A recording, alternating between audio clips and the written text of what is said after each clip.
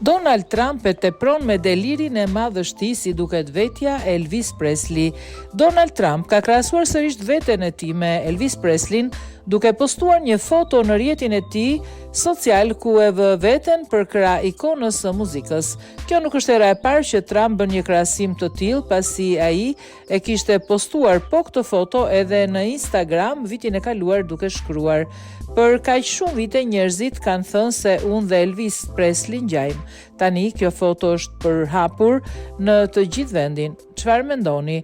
Më parë, Trump e kishte krahasuar fotografinë e tij të famshme nga arrestimi i tij në gusht të 2023 me fotot ikon të Frank Sinatra dhe Elvis Presley nga dekada më parë, duke cilësuar atë si fotografit më të bukur të bërë ndonjëherë. Po ashtu Trump ka bërë krahasime të tjera të diskutueshme, si ato me Nelson Mandelën dhe Nën Terezën.